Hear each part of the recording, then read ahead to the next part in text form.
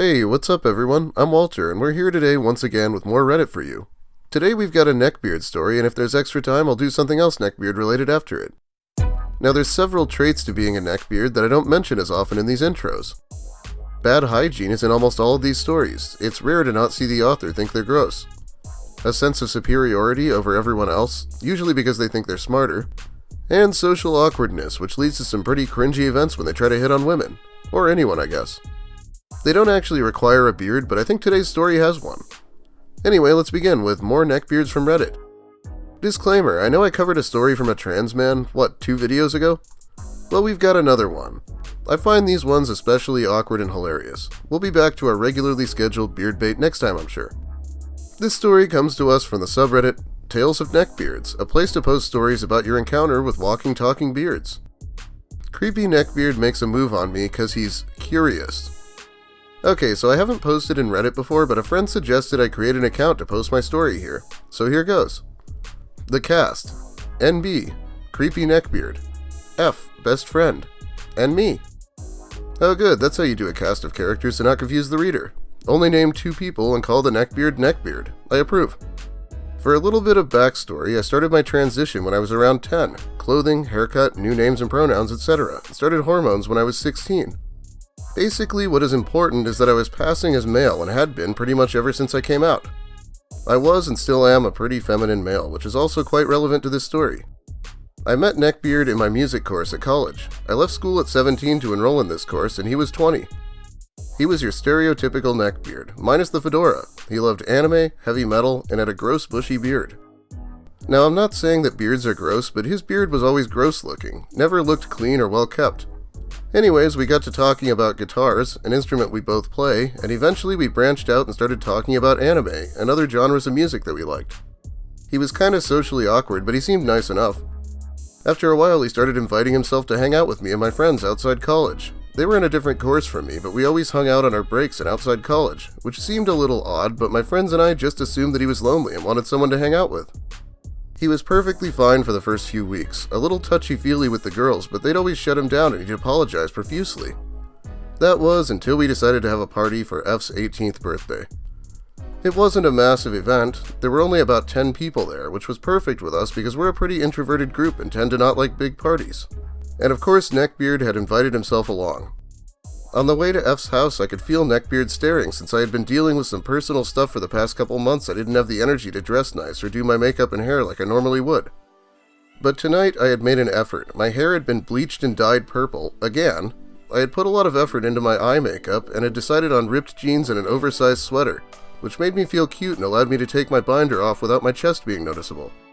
Long story short, I was looking a lot more feminine than I had in the past couple of months, and Neckbeard had noticed, even trying to play with my hair, which I kindly asked him to stop because I'm not 100% comfortable with physical contact. We're already seeing this lack of social skills. He has been called out for touching girls in the friend group multiple times already, and here he is trying to play with someone's hair out of nowhere. You can miss me with that shit. But it's just gonna get worse. I will definitely be using the creep pictures in this one. When we arrived at F's house, we bumped into her mom, who was taking F's 5-year-old brother out for the night so we could enjoy ourselves and not worry about waking him. She stayed for a few minutes just to chat to everyone and see how we were all getting on. She is one of the sweetest women you could ever meet, and when she got to me, she asked me about how my hormone treatment was going. Neckbeard's eyes lit up. Fuck my life. I told her how everything was, and we chatted for a bit before she left. This was when it all started going to shit. Neckbeard, so what was that about? Are you turning into a woman? Gross choice of words, but I was patient. Me, no, actually I'm a trans man, female to male. Neckbeard, so you're actually a girl. Again, I ignored the phrasing of his question. A lot of people aren't sure how to word these questions, which is okay. Me, no, I was assigned female at birth, but I have a male brain. I've been going by name since I was 10. Neckbeard, that's cool, I'm totally accepting. People should be able to live their lives how they want. Me, well I'm glad you think that, it's a good point of view. Neckbeard, but when you sleep with a guy, how does it happen? Fuck my life. Me, I'm not too sure I'm comfortable talking about that. Neckbeard? Neckbeard, no, I was just wondering, cause I always wanted to do stuff with one of your kind. Really, bitch? My kind? And I just wanted to know how it works. Like, where would your boyfriend put it? I'm visibly uncomfortable by this point, and he can tell, but he kept pushing. Yeah, perfectly appropriate questions, right? You know, we talked about anime and music, might as well ask about sex out of the blue. Eventually, F walks in, sees that I'm uncomfortable, and tells him to back the fuck off or he can head home now. I didn't want him to get kicked out because of me. Anxiety is a bitch like that, so when my friend offered to kick him out, I told her it was okay. He probably just made a mistake, right? He was fine for the first few hours, but the minute that he saw I was getting drunk, I'm a happy drunk and just love everyone, so I can't really stand up for myself. He started initiating physical contact, holding my hands, hugging me, pecking me on the cheek. Hell, he even tried to make me sit in his lap. Me being the nice drunk I am, tried to pry myself away from, but didn't want to hurt his feelings. It got to a point where my friends sat themselves between us to make some distance and give me a break from him, which I was grateful for. As the night progressed, I started to relax a bit. I was laughing and joking with my friends, when I kept seeing Neckbeard glaring at me and F. It took a while for me to realize that he was jealous because I was happy initiating physical contact with her. Note, F and I had been friends since nursery and were both gay, so nothing would ever happen. This continued all night. He kept trying to initiate physical contact with me and would glare at anyone I spoke to. Later in the night, when we were pretty drunk, talk turned to sex and kinks. We're pretty open about that sort of stuff in our friend group. This is when Neckbeard started to describe all his sexual fantasies. He wanted a cute little submissive to spoil and treat like royalty. Which is fair enough, I guess, as long as his partner is into that kind of thing. But he started to go way too far into detail about how his submissive would serve him and how they'd be punished if they upset him. I'm not going to go into detail about what those punishments were. All you guys need to know is that they were pretty messed up. Not kink-shaming anyone here, by the way, it's just that a lot of them were pretty extreme, and he admitted that he wouldn't listen or allow his partner to safe word, which is not okay for me or my friends. He also wouldn't shut up about hentai and yaoi and yuri and how he loved the power dynamics in those movies, mangas, shows. God, I'm not trying to kink-shame either, but this is like a red flag. These comics he's talking about will often have the older, stronger, more experienced one force themselves on someone younger in a way that would be illegal in real life. It's okay in the comics because they enjoy it, but if you try to act that way, you're probably going to end up in prison. Guess we'll see if this guy does. Wow, I just noticed there's an F1 and F2. It's in my script and everything. No, well, it probably doesn't matter. Just lets me make another bananas in pajamas reference. Talk eventually turned to other things and we tried to forget about our disturbing conversation with him. Towards the end of the night, we decided we were all going to sober up slightly and a group of my friends went outside to get food. F1 and the others went up to the attic to bring down air mattresses for everyone to sleep on. I couldn't help due to the immense chest pain that my binder had caused me for wearing it for so long. In case you don't know, it's a device to give trans masculine people the appearance of a flat chest, but it can be dangerous if worn for too long. So I stayed downstairs and did the dishes and cleaned up the living room and kitchen instead. I took my binder off before cleaning and once I was done, lay on the sofa and focused on breathing properly.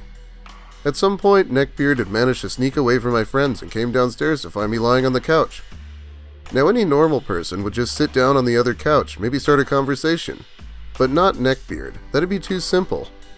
Instead, he decides to practically straddle my legs and lean over me, effectively pinning me to the sofa. Which I do not like. I get panicky when I feel trapped and started to kiss me. Now just remember I was still intoxicated. Sober enough to realize I didn't like this, but too drunk to try and push him off. Even if I wasn't drunk though, he's a lot bigger than me, so I was essentially screwed either way. Also, he smells awful, like to the point where I feel nauseous. Eventually, F1 comes downstairs with her boyfriend and he jumps back and stammers that I was the one who initiated it. F1 flips and slaps him and tells him to get the fuck out of her house. We wound up having him stay for a tense half hour whilst he waited for his taxi. Never saw him after that. My friends went to my college lecturer and told him what happened, and Neckbeard was moved out of my class and also reprimanded.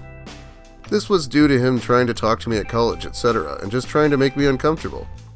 F1's boyfriend saw Neckbeard a few weeks later, and Neckbeard told him, "It's not my fault that I wanted to try things with him. He should have known when he started acting like a boy that people would get curious. He needs to lighten up and let people experiment with him." Sure thing, Neckbeard, I'll sleep around with curious creeps like you so you can fulfill your fetish for trans men.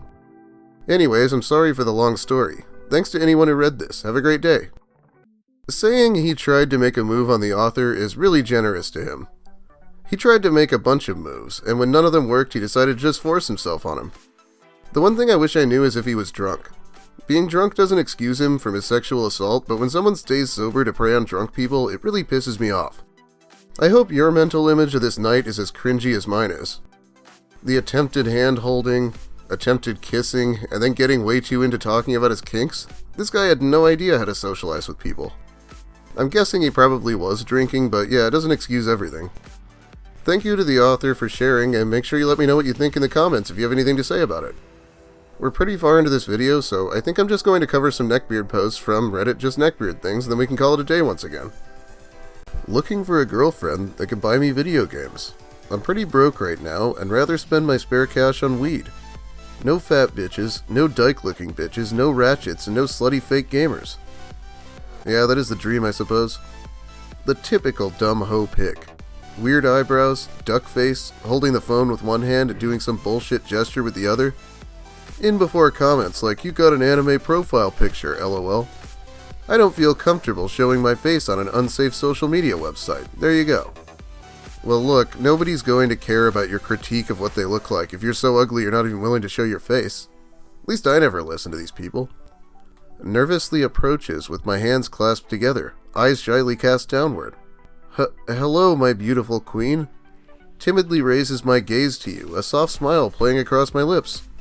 May I kindly ask how you are on this day? Takes in a soft gasp of air as I drink in your glowing beauty, nervously awaiting your reply. I probably don't have the right voice to be reading creepy asterisks. What in the world could be less attractive than acting like this, though? Is there any pure girls left? College seems to be the factory to finish them off if they got through high school without being a whore.